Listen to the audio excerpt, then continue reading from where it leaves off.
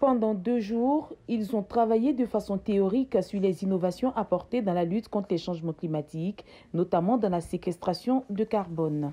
Pour joindre l'acte à la parole, une visite guidée dans ce champ école avec les experts venus de plusieurs pays africains. Aujourd'hui, on est sur le terrain pour que les participants puissent voir de façon pratique de quoi est-ce qu'on parle quand on parle d'agriculture intelligente face au climat appliqué à la culture du cacao.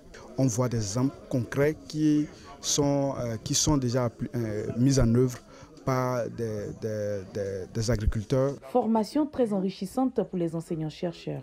Cette formation est la bienvenue parce qu'en plus de savoir à quel type d'arbre il faut associer aux cultures, on nous a appris aussi comment faire un compostage et on a appris aussi sur le cacao bioclimatique en plus de traitement avec des produits bio.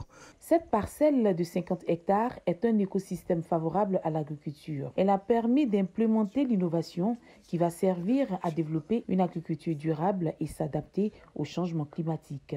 Nous avons montré de façon simple et pratique les mesures qu'il faut effectuer pour qu'on puisse estimer le stock de carbone dans un champ.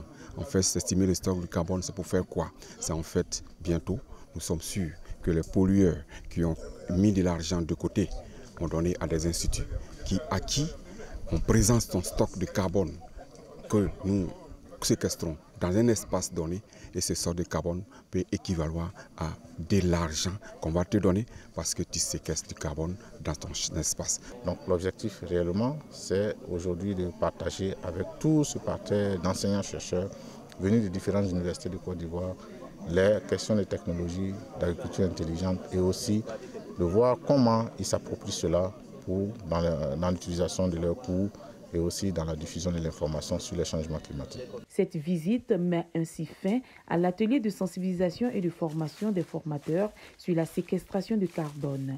Fiers et confiants, les enseignants se disent prêts et outillés à œuvrer efficacement contre les changements climatiques.